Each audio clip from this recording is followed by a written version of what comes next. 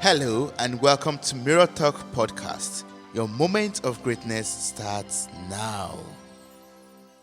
Today, I am blessed to have Nkechi on the podcast. I am not sure I have told you this before, but you really inspired me while striving to achieve great things academically in high school. I might share the story later in the episode, but let's first hear from this beautiful and wonderful Nkechi. How are you doing? Hi, Toby. I'm doing great. Thank you for all your sweet mouth compliments. I'm fine, and it's great to see you. It's great to have you here once again. I'm really glad that you accepted to do this. And as I said earlier, you inspired me in high school, and yeah, I'm so glad to learn a lot from you in this session. I've known you for quite a while now, right from the time I was in my first class in high school in OBMS in Oyo State, Nigeria. And apart from you being a very kind and very friendly person, sometimes, I always feel like, oh, it's someone of this high caliber. We talked to someone like me. I was like, wow. But, really? But something that attracted me to you were your academic excellence, your academic achievements, and the way you presented yourself or present yourself still with so much confidence. And that's why I'm curious to know this. I'm curious to know if you could tell me about your upbringing, whether it's some things that you had to do while growing up, or some trainings you had to undergo while growing up, or some kind of secret food that you had to eat to make you so intelligent. And so, how will I say it? So confident and, great. Well, my upbringing was pretty normal. I wouldn't say there was anything special about it or anything that was particularly geared towards academics. As you know, my dad, he was a teacher, and he used to teach at the same secondary school we attended. So, not that he used to particularly give us any sort of special mentorship at home, but I guess just knowing that he was present in the same school, you have this kind of motivation such that you don't want to do anything that will possibly make him unhappy or make him feel like, oh, his name is being besmirched in any way. So just, I guess, wanting to keep up the good work and make my parents happy. That's great. So, for example, if your parents were not there, I'm sure you still have been good academically or achieved great things. So, were there like things from home that they taught you? Or I suppose I was naturally studious. I'd read when it's time for exams. They were all just like normal things to me. Like I couldn't fathom doing it differently. It's just like you do what you're supposed to do when you're supposed to do it. So that's how it was. Oh, great. And do you have some kind of like schedule or to-do list that you have to like check throughout the day, or journal to writing? No, There wasn't anything like that. So it was just self-directed most of the time. So what kind of advice would you give someone like me if I'm trying to achieve or attain more academic excellence? What are the things that I'm meant to do? What can I change in my life, my scheduling, in my way of doing things to ensure that I achieve more academic excellence? I think it's important for you to outline your goals, your personal goals and your academic goals, for you to understand your motivation, to know why exactly you want this particular thing for yourself. And once you've gotten that, then you should stay focused, try and be dedicated as much as possible. Be studious, and in everything you do, just give it your best, and don't allow the pressure of your own expectations to be too overwhelming for you. So that's really what I would tell you. Now you're a medical doctor, and that it shows already that you've done a lot of things to go through training to become a medical doctor and finishing from one of the best universities in Nigeria and in Africa, probably. Can you tell me about this journey, the journey of becoming a medical doctor? What were the highlights? What were the challenges, of course, that you had to face? And at what point of that journey are you at right now? My time in medical school was very long for usual Nigerian reasons. And I think what I would call the highlights of my time there would really be the people I met and the friends I made in medical school. The way medical school works in Ibadan is that you're in the University of Ibadan itself for a couple of years, and then later on transferred to the University College Hospital. So during my time in UI, I met a couple of lifelong friends, I'll call them, because we're still friends up until today, and they've impacted my life in so many different ways. So I think that's really the important thing I took away from school, the relationships, the friendships. And then as for challenges, I'd say the most challenging thing really was just the pressure of medical school. There's a lot of exams that really could make or mar you, depending on whether you pass or fail them.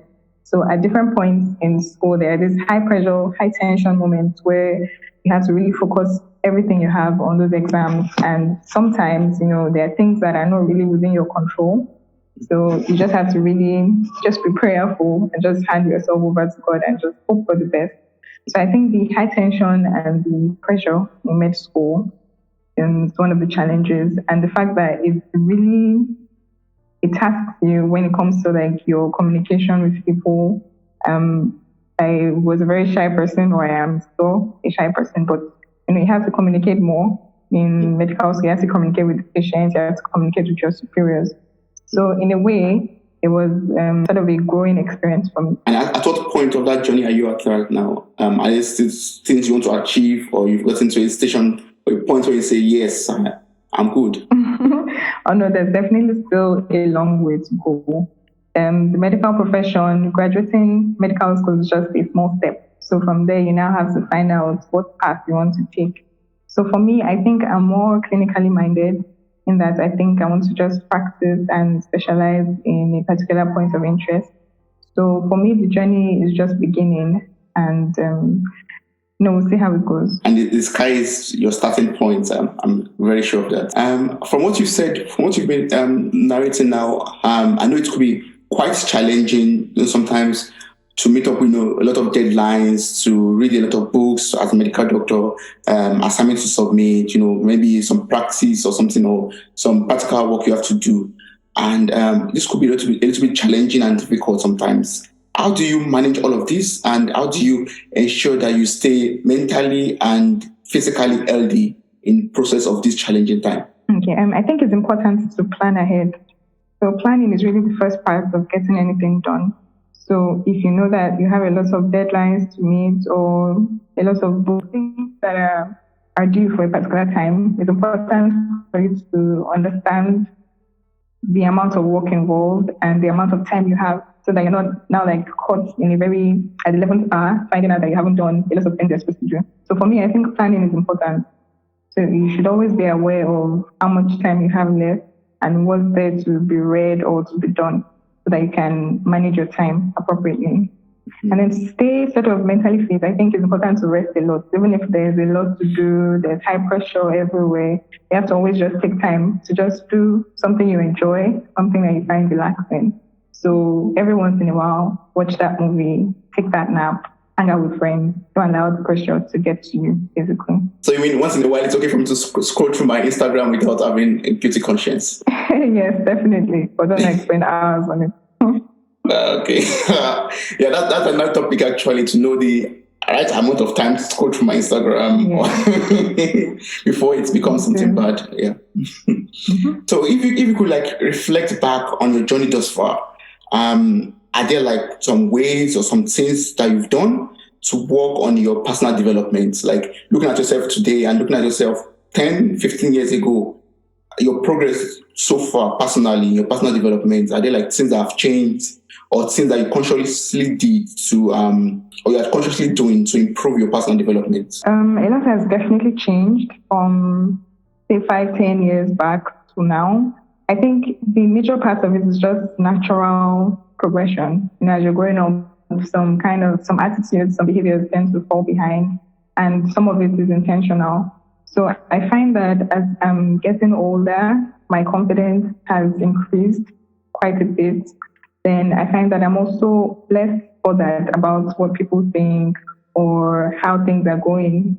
So I find that I can shrug some things off with relative ease. So I don't let things get to me as much as it would have in the past. So I think that's really important, to have a healthy mindset, a positive outlook So I try to see the best in people. I try to be positive in my thoughts and in my words. And I try to just be nice, be kind. So I think that a lot has really changed from the past to now. Are there like ways you are being kinder to yourself right now or nicer to yourself? Well, yes, definitely. There are definitely things everybody will do at some point in life that you feel, oh, you've disappointed yourself or you've disappointed some other people. So instead of now ruminating on that and beating yourself up over it for days, for months, just forgive yourself. Learn to let things go. Learn to just sort of move on and give yourself room. Nobody's perfect, and certainly I'm not perfect. So I think it's just important that one learns how to just give yourself space to fail, space to disappoint, and pick yourself back up and recover. So that's what I mean by being nicer or being kinder to myself. Also nicer in a way that, once in a while treat yourself. Not every time be frugal or be austere in your spending and all. So every once in a while, you deserve something nice. Yes. So I think it's really been helpful to me thus far. So once in a while, spend that medical doctor money, like, hey. Yeah. If you say so, the money is small, I beg. But once in a while, Yes. You should make an effort for yourself. Yeah, that's very good. That's very good. I'm learning from that also myself. So yeah, to be nice sometimes to myself, to be kind to myself. Yeah, it's a journey. It's a journey. Yes, it should be. Are there ways that your personal development, reflects on your relationship with your family, with your friends, with people around you, in your personal relationship, in different in different ways, maybe at your place of work also? Are there ways that this personal development, reflects on these areas of your life? Oh, definitely in very significant ways. Because once you learn to just let things go, it helps you avoid fights, avoid keeping grudges, which are things that poison relationships over time and even in the short term. So I think once I just figured out that, fine, this person has done something bad, doesn't mean you have to dwell on it, doesn't mean you have to let it define your relationship going forward. So I just physically learned how to forgive and learned how to see the best in people. So no matter what this person has done or said, the onus is now on you to determine how you choose to interpret. So I think definitely once you can understand that, it really will help you in relationships, and it has helped me both in my family, in my friends, and any other relationship, workplace relationships. So it's important in keeping the peace and just being on good terms with everybody. Being at peace with yourself, being at peace with everyone that is around you. So back then in high school, we had this one principal or proprietress, I don't know, principal, I guess, whose motto every morning was always excellence, true integrity. I can never forget that. Yes, we just shouted mindlessly because she just shouts excellence and then you have to reply through integrity. True integrity, yeah. And it keeps ringing in my brain from time to time. So I would love to ask you, is this also one principle that you work with, and why is it important to work with excellence through integrity? Well, back then when we used to recite that motto, I really never stopped to think about it and what it meant. It was just a strange catchphrase that we used to just echo back and forth. Okay. But thinking about it now, I definitely understand it more. And I think it's a very valid point. You can excel through different methods, really. But integrity adds a new dimension to your excellence. So when you're excelling by staying true to yourself, staying true to your principles and your values, it makes that excellence all the better, really. So I think it's definitely important to have integrity in all you do. Because if you sort of succeed through shady means, then it casts a shadow, a kind of stain on your achievements. But if you have integrity, if you're sure in all that you do, that you're upholding what is right, you're standing for what is true, then definitely you can beat your chest with whatever you've accomplished or whatever you've done and say that, yes, I've done this the right way, and it will have more meaning and hold more weight in that way. Do you have like some tips or practices of how to be a person of integrity and how to stand for integrity no matter the circumstances or the challenges or the situation at that moment? I think a useful tip is that if you're faced with a decision or a situation you're in and you're not sure what exactly is the right step to take, maybe it's looking like the path of less integrity is the easier path or the more profitable path to take. I think it's always important to just pause and ask yourself how you would feel if this decision, this thing you're doing came to light and was made public knowledge. Like if it's something that you would feel uncomfortable or feel guilty about, if it came to be public knowledge, then it's probably something you should not do.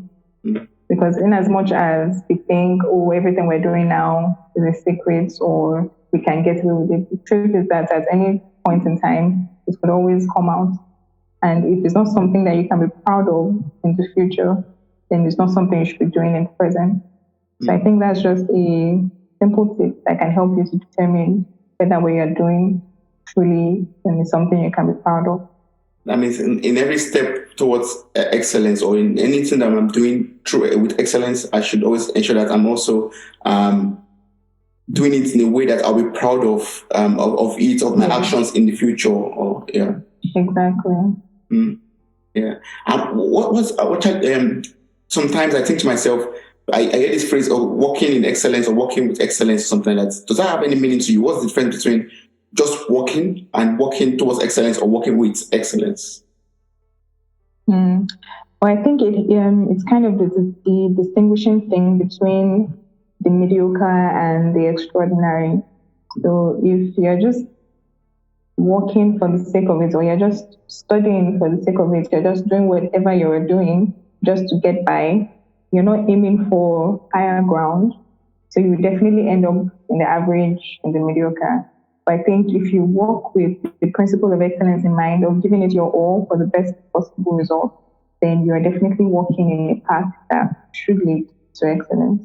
So that's my understanding of what that means. Although it's not something I'm always, using or thinking about. Yeah. And sometimes it can be challenging to be on one's A game to say, yeah, I'm doing this to achieve excellence, but from time to time, one checks back. Yeah. One checks back to see, oh, okay, I'm on the wrong path now. I have to go my track. Yes, exactly. Yes. One more question. Let us just do a little bit of time traveling. Let us go back in time. What would you tell your younger self? What's something that you would tell Nkechi Nkechi that is 5-10 years younger now? What will you tell her? What will you tell her to change? What will you tell her to just forget about? What will you tell her to ignore? What would be the advice to your younger Nkechi? Well, I think if I were to look back at my secondary school self / early university years self, I'll just tell myself to relax more, to not be so uptight about certain things. I mentioned that I was quite shy and lacking in confidence in my early years. So I think I would just tell myself to just take things easy. Don't be so concerned that, people think this of me or this is how I must look to the rest of the world. I just say, just relax, be yourself, enjoy the people around you, and enjoy what you're doing at that time. I think that's enough of a tip to give myself. I expect that I'll walk through the rest. That's brilliant. Thank you so much for your time. I really appreciate this, and I wish you for having me to be. Thank you so much. I wish you great success continuously and more awards, more accolades to you in the future.